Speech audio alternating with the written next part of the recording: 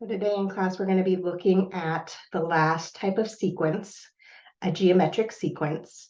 In front of you, I had the class start with looking at the following problem and to think to themselves or to try it for a moment. So looking at the sequences below, you're trying to tell, is this an arithmetic sequence or not? If it is an arithmetic sequence, what is that formula for the arithmetic sequence? If it's not an arithmetic sequence, could you figure out what that formula is for that sequence?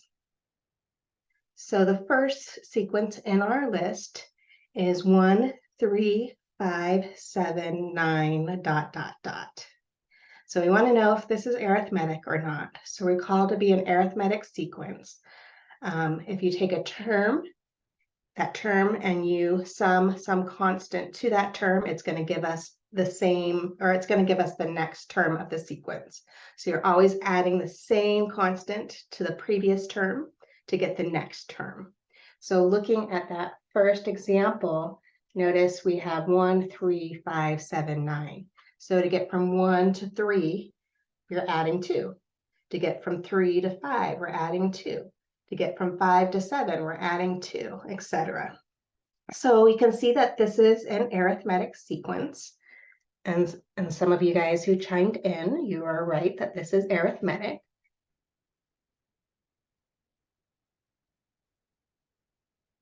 So that term that we had added to get to the next term, that was called the common difference. And our common difference, and usually we use the variable d, or at least in this class, the common difference in this example is 2. And if you look at this, our first term of the sequence, I'm going to call it a sub 1, is 1. Okay, so we had looked at last class period a couple formulas for arithmetic sequences. So let me just kind of quickly go through those really quickly with you. So recall to be arithmetic the following: if we take a term minus the term right before, this was equal to the common difference d. Or another way to state this is if we can get a term by taking the term right before that term. So a sub n is equal to a sub n minus 1 plus that constant d. And then last class period, we were able to derive the following formula. I'm not going to derive it again, but we found that there was another formula for an arithmetic sequence. And that was if you have the first term plus n minus 1 all times d. So if we have an arithmetic sequence, all three of those have to hold. And so since we have our first term and we know what d is, we could figure out what that formula for the nth term is by using the third formula, this formula right here. So I know my a sub n is equal to the first term. Looking at the sequence, we can see that the first term in that sequence is 1 plus n minus 1. That quantity is all times d, which is 2. Okay, so we came up with a formula for that sequence. So the next sequence in this example is 1, 3, 9, 27, ... So if I look at it, what am I adding to get from 1 to 3? Well, we're adding 2 to get from 1 to 3. So am I adding 2 to each term to get to the next term? Well, if I look at the second term, I have 3, and my third term is 9. So I'm not adding 2 to 3 to get 9. So to me, that's not an arithmetic sequence.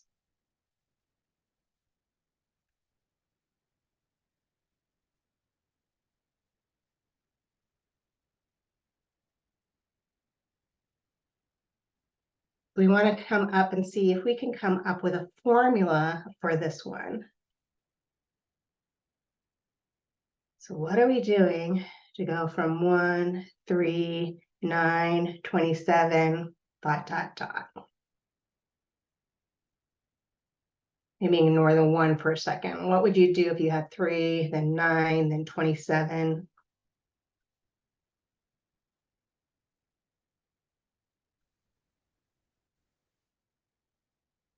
Well, doesn't it look like that we're taking 3 and raising it to a power?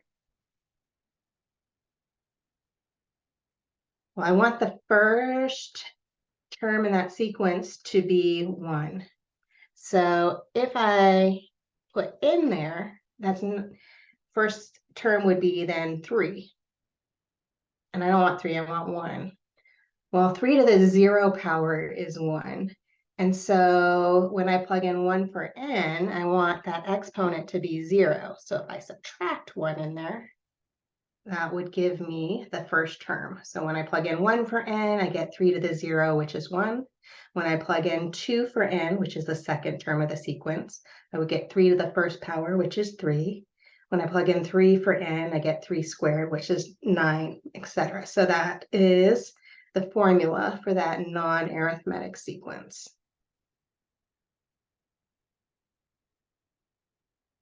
So let's look at the next sequence. So C says we have 1, 2, 3, 4, 5, ...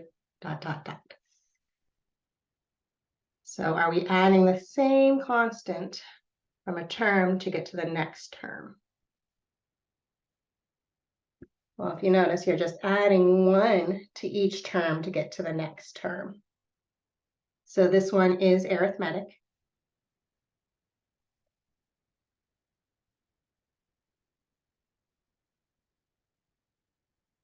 We're adding 1 to each term, so our common difference is 1.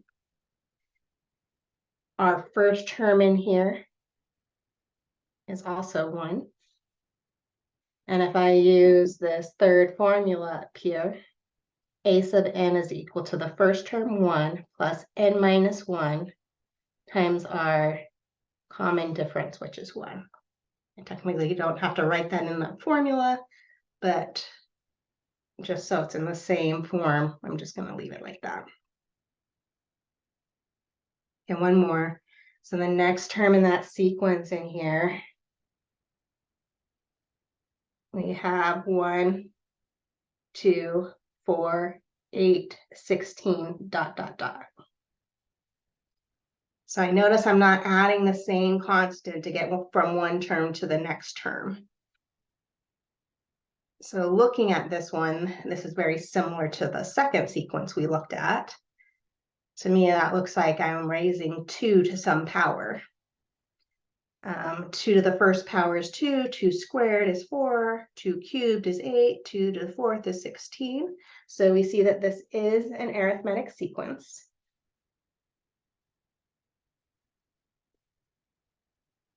I'm sorry, not arithmetic.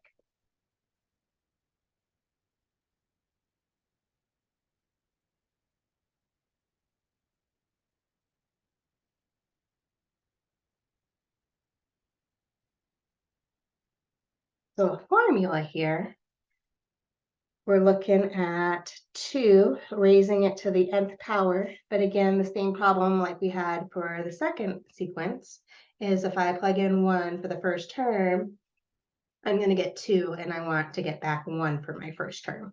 So if I just subtract 1 from that n, then that would work. So do you see something going on with the two sequences that were not arithmetic?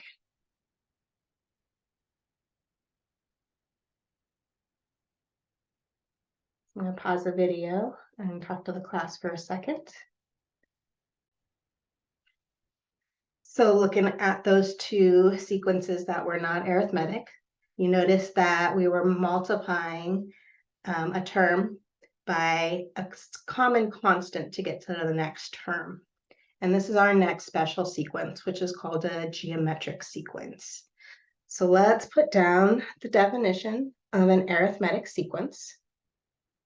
Not arithmetic, sorry, geometric, a little early this morning. So geometric We say a sequence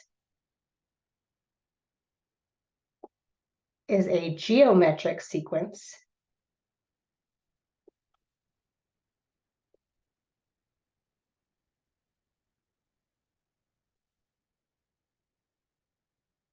if we take a term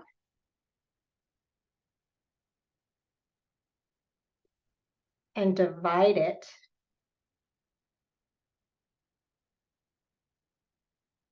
by the term right before,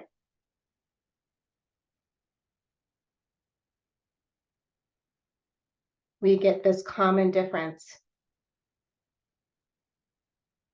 I'm sorry, we get a common ratio. Difference was for arithmetic. We get a common ratio.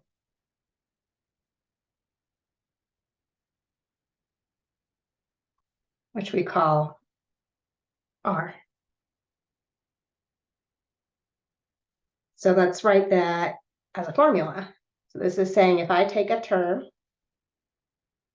a sub n, I divide it by the term right before it, so I could denote that as a sub n minus 1. This is equal to some constant R. So we're always going to get that same number when we take a term, divide by the term before. So if you looked at part B, if I took 3, divided by 1, I get 3.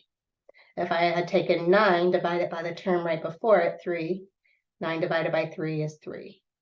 If I took the fourth term, which was 27, and 27 divided by 9 is 3. So I can see that taking a term, divided by the next term, or the term right before it, I always get that same constant R. So to get the second formula, well, I could just multiply both sides by my denominator, a sub n minus 1. So another formula for geometric sequences is that the nth term is equal to R times the term right before it, a sub n minus 1. And you might see it as a sub n minus 1 times R. But they're the same thing.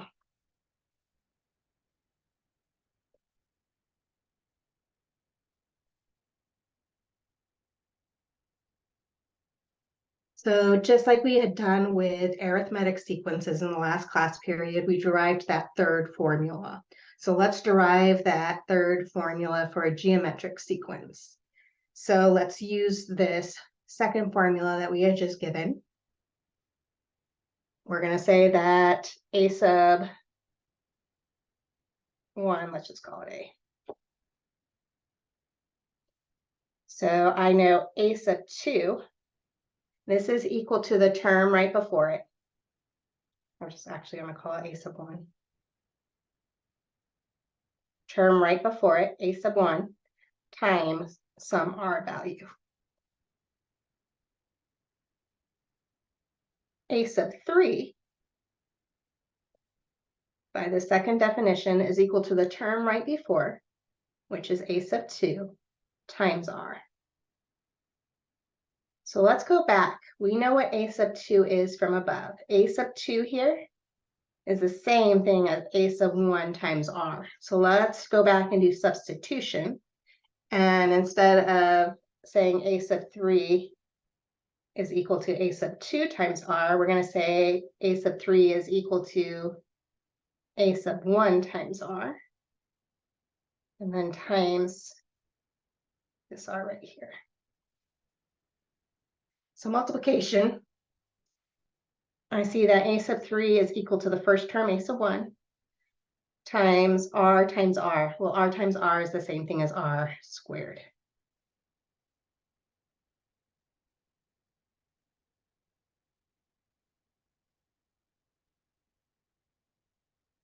So going to the fourth term, by the second definition, it says we're looking at the third term, a sub 3, times R.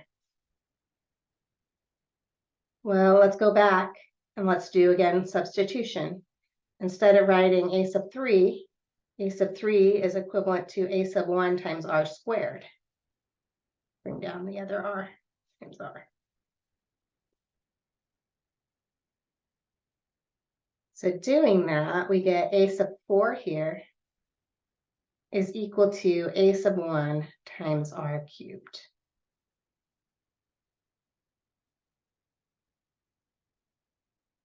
So one more, if we look at the fifth term, that by definition is the fourth term times r. But again, if we go back and do substitution, a sub 4, we could rewrite as a sub 1 times r cubed, then times r. So a sub 5 is the same thing as the first term, a sub 1 times r to the fourth. So if you look at this, see if you see a pattern going on here, so that we could go in and rewrite the nth term of that sequence. So we have a sub 1, a sub 2 is a sub 1 times r, a sub 3 is a sub 1 times r squared, a sub 4 is a sub 1 times r to the third, a sub 5 is a sub 4 times r to the fourth. So a sub n, what do you think that formula would be by the patterns that we had done before? That's going to be our first term, a sub 1, r to the, well, notice it's always one less than what our term was. So for the fifth term, we had the fourth power. For the fourth term, we had the third power. For the third term, we had the second power. For the second term, we had a first power. For that first term, technically, this is a sub 1 plus r to the 0 power. Actually, that's not right. That's not right, because r to the 0 would be 1. So that's just a sub 1. So by what we had just talked about, this should be to the n minus 1 power. And actually that was right, because I just put addition and I shouldn't have, because this is, I need to get out of the fact that we're not doing arithmetic anymore, it's multiplication. So if this was n minus 1 power, 1 minus 1 in there would give us r to the 0, which is 1. 1 times a sub 1 is a sub 1. So r should be raised to the n minus 1 power. So that's the third formula for an arithmetic, for a geometric sequence. So we saw a sub n is equal to the first term, all times our common ratio, r, and r is raised to the n minus 1.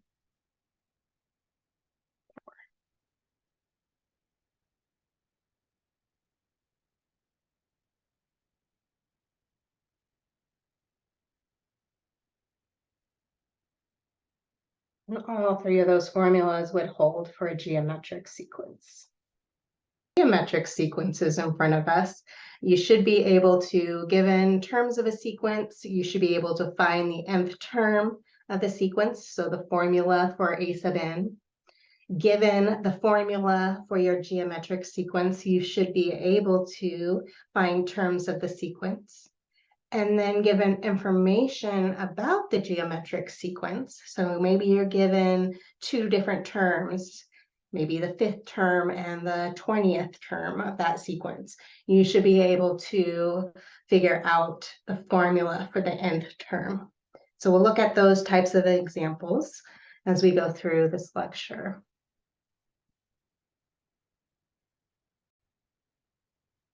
So in front of us, we have some examples. We want to show that the sequence is geometric, and then we want to list the first term and the common ratio of that sequence. So looking at this, our first sequence we're given is 2, 8, 32, 128. So we want to show it's geometric.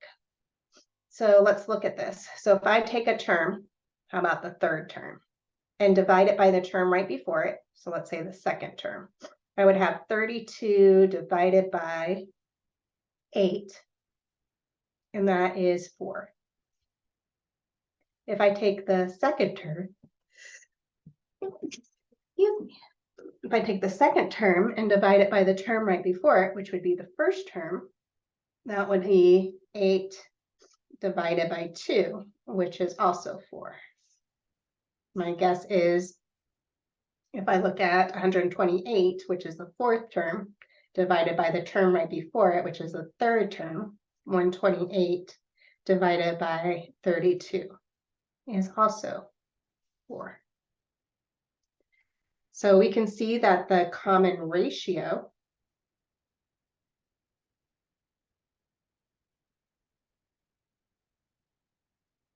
R is 4. Well, look at the sequence. You should be able to look at that sequence and tell what the first term is. It's listed there. The first term in that sequence is 2. So using the formula we just derived, we know the nth term of the sequence is the first term, a sub 1, r raised to the n minus 1 power. So using this, we know that the nth term of this geometric sequence is a sub n is equal to a sub 1, which is 2, all times r, which is 4, raised to the n minus 1 power.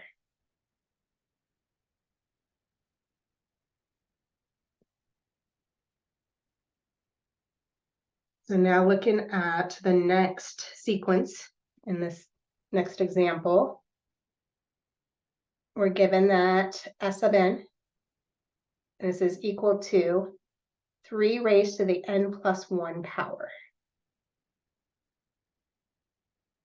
Okay, so we want to show if we look at s sub n and we divide it by the term right before it, which we can denote as s sub n minus 1, we want to show that this is equal to the same common ratio, r. And we want to figure out what that r value is. Well, s sub n is given to us above. Our nth term is 3 to the n plus 1.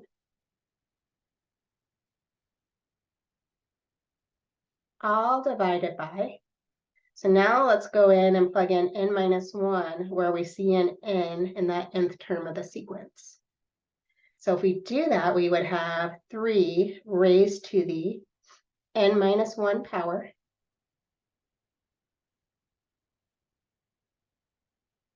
And then we have this plus 1 here. So plus 1. So let's simplify in the denominator. So the numerator is still 3 raised to the n plus 1 power, all over 3 raised to the, well, negative 1 plus 1, those cancel, and so we're just left with the nth power.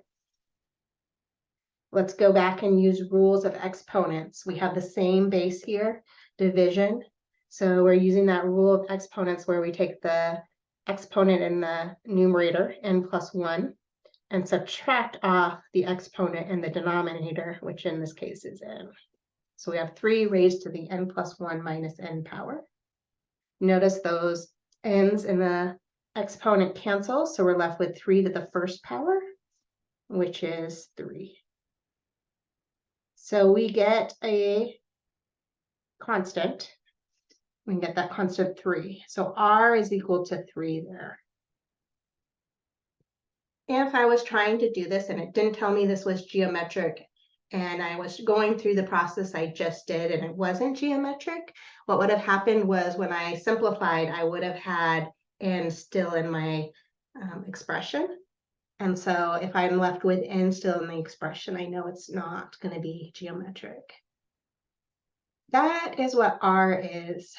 I haven't found the nth term or the formula for actually it gave us what the formula was. It wanted us also to find the first term. We found the common ratio and we want to find the first term. Well, let's just go back what we were doing. The first day we were looking at sequences to find a term. So if I wanted to find s sub 1,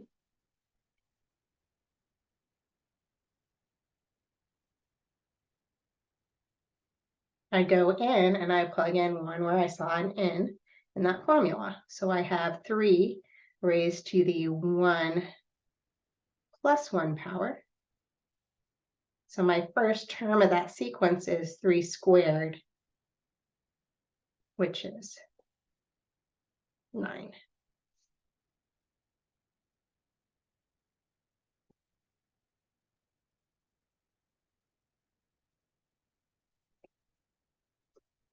So notice, I just kind of want to show this, because if you went back in and you wrote S of n with the formula that we were talking about, the first term times r to the n minus 1 power, notice that we're going to get the same thing back. We'll have S of n is equal to the first term, 9, all times r, which is 3, raised to the n minus 1 power.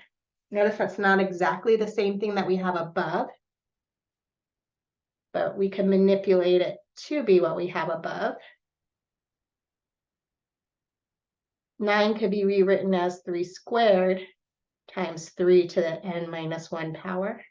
Now, if I use my rules of exponents, same base, which is 3 in our case, we're going to add our exponents. So 2 plus n minus 1 as our exponent, which is 3 raised to the n. 2 minus 1 gives us plus 1, which is the same formula we have up here.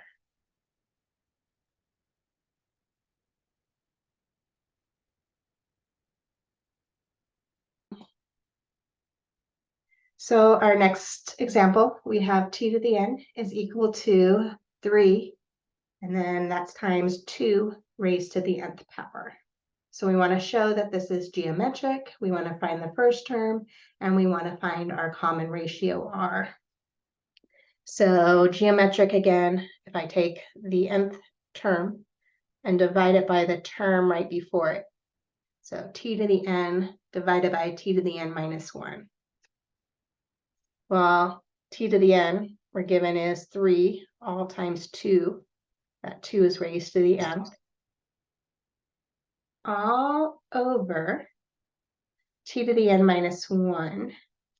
So now we're going to go in wherever we see an n. We're replacing it with n minus 1. So we have 3 all times 2 raised to the n minus 1 power. Since it's multiplication in between, we can cancel like factors of 3. I notice we have the same base left in the numerator denominator. We have the base 2 to the n divided by 2 to the n minus 1 power.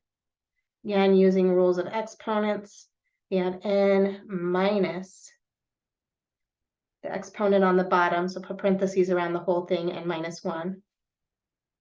So we have 2 raised to the n. Let's distribute that negative 1.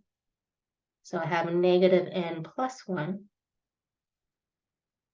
Combining like terms in our exponent, n minus n cancels.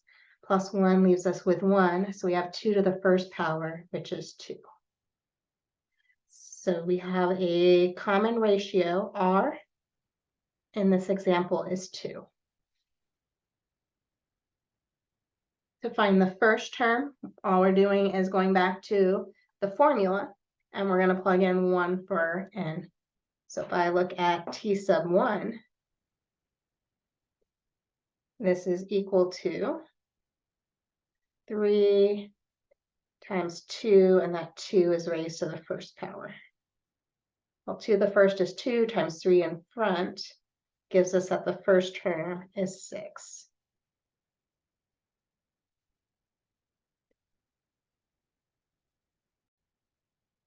So the next example in front of us, it wants us to find the nth term of the geometric sequence 3, 2, 4/3, 8/9, dot, dot, dot, dot.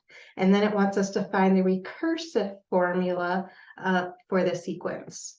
So remember, our recursive formula was where our nth term had to, was dependent on previous terms in the sequence, or a previous term. It could be just one or multiple.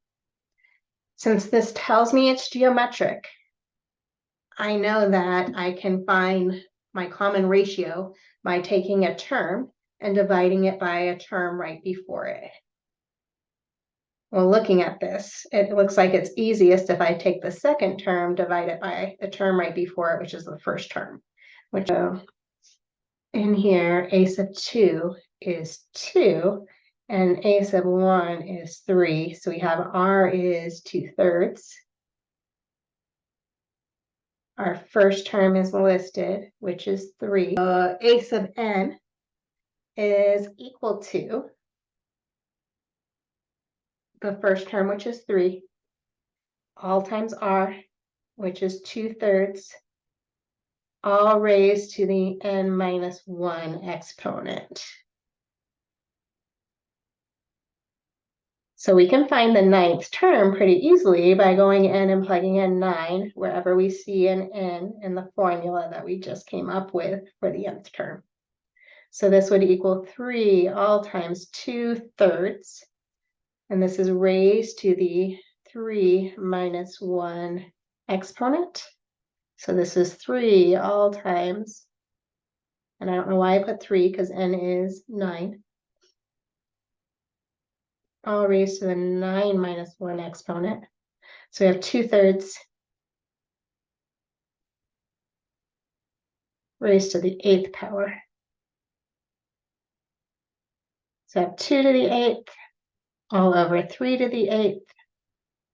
Using rules of exponents, this is equal to, this 3 would cancel with one of them down here. So this is 2 to the 8th all over 3 to the 7th. So 2 to the 8th, I have 2, 4, 8, 16, 32, 64, 128, and I think I said 64, 128, 256, all over 3 to the 7th. So we got 3 to the 7th is 2,187. So the ninth term of that sequence is 256 divided by 2,187.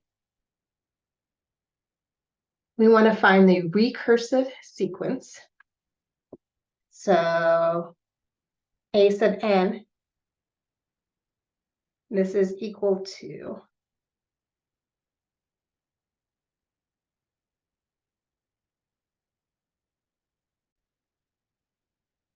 so being geometric, a sub n would have to be the r value,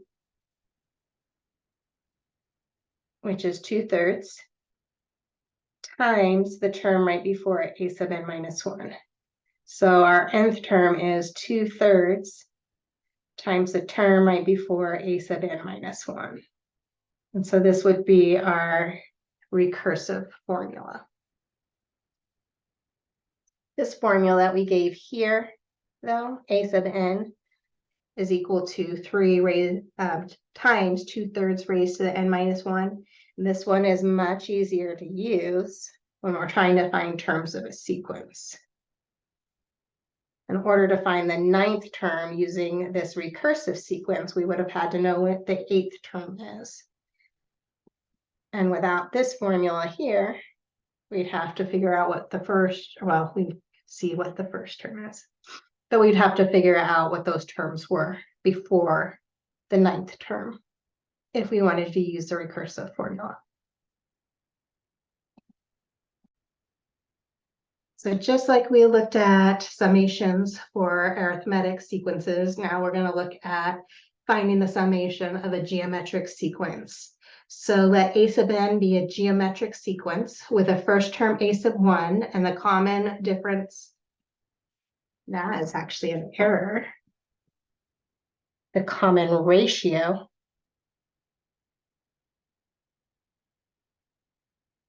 r, where r cannot be equal to 0, r can't be 1. If those were the case, then this would not be geometric.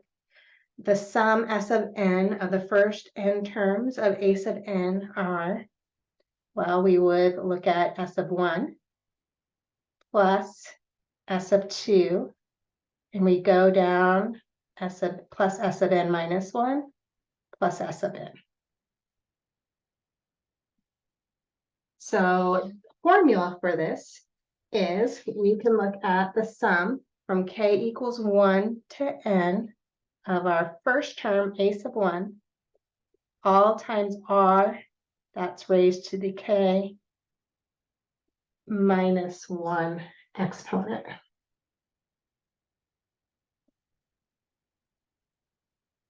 There's another formula that we can use, which will make it a lot easier, is this is the same thing as taking our first term, a sub 1, multiplying this by 1 minus r. This is all raised to the kth power, or nth power, because it's not summation. All divided by 1 minus r. So we know what the first term is, we know how many terms we're summing, and we know what the common ratio is, then this third formula is going to be the easiest one to use.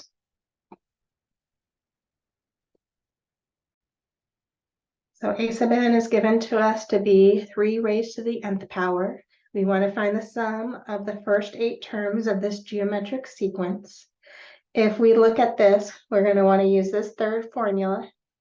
So let's figure out what a sub 1 is.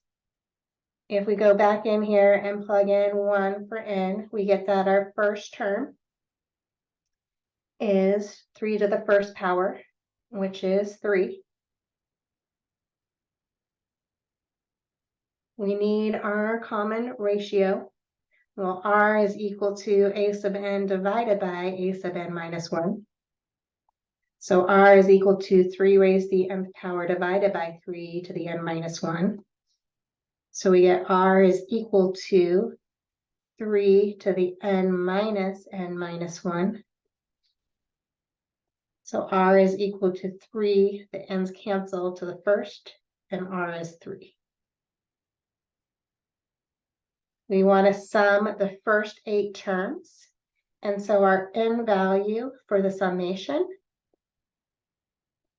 is 8.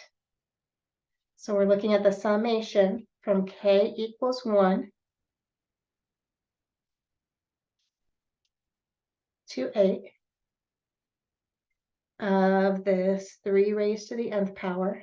Using our formula, it's the first term, 3, all times 1 minus 3 raised to the 8th divided by 1 minus 3.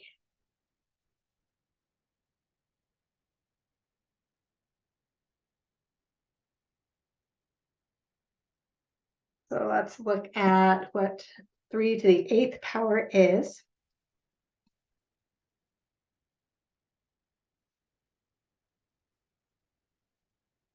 So this is 3 all times 1 minus 6,561 divided by 1 minus 3, which is negative 2. So we have 3 all times negative 6,560, all divided by negative 2.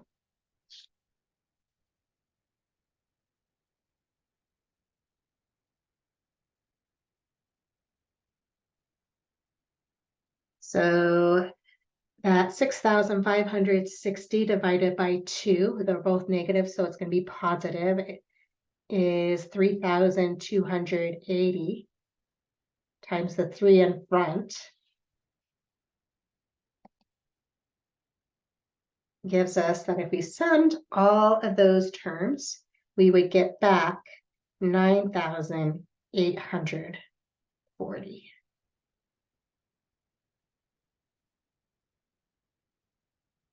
So the last thing in this thing we're going to learn is, does a geometric sequence, if we summed these terms, would it converge or diverge? If it's converging, that means that when we're summing all the terms of the sequence, it's going to sum up to be one particular number. It's going towards a number.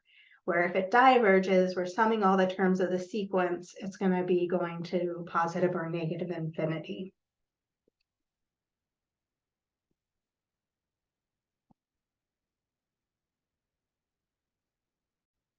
So we have a formula in front of us, or a theorem, that says convergence of an infinite geometric series. If our common ratio, the absolute value of that, the absolute value of r is less than 1, so that just means that we have a number between -1 and 1. The infinite geometric series from k equals 1 to infinity of the first term times r raised to the k minus 1, this converges. And if we summed all the terms, this is going to go towards a sub 1, the first term, all divided by 1 minus r. So pretty kind of cool that you can sum an infinite number of terms and go towards one number. So looking at some examples, we have determined whether the geometric series 1 plus 1/3 plus 1/9 converges or diverges. If it converges, find its sum. So if our absolute value of our common ratio is less than 1, then we know it converges. And so let's look at what r is. It tells me it's geometric. If it didn't, I would have to show it was geometric. But it tells me it's geometric, so I know that r is equal to a term divided by the term right before it. So if I look at the second term, which would be 1/3, divided by the first term, which is 1 in this case, this would equal 1/3. This is less than 1. So the sequence, geometric sequence, diverges.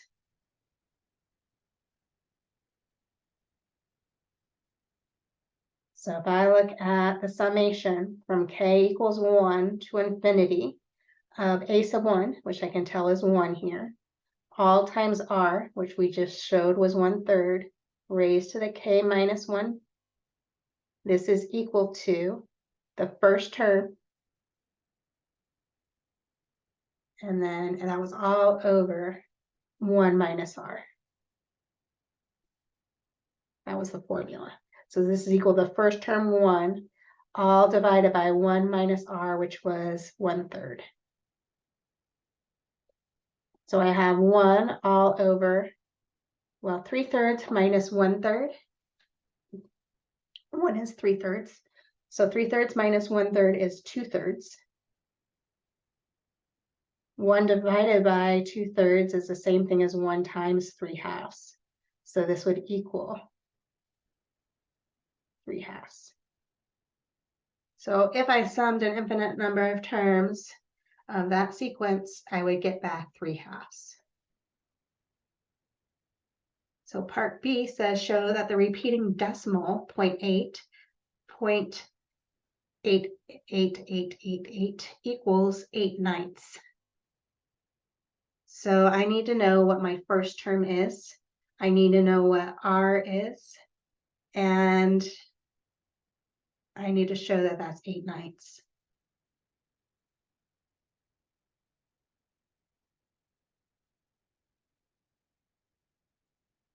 Well, isn't this equal to 0.8 plus 0.08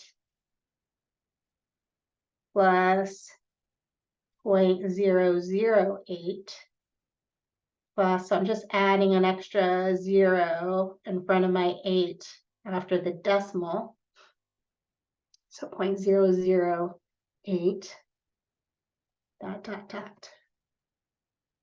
If I sum all these together, I would end up getting my 0.88888 going on forever. So looking at this, I can tell what my first term is. 0.8. I could figure out what r is by taking a term, 0.8 divided by the term divided by the term right before it. So it should be 0.08.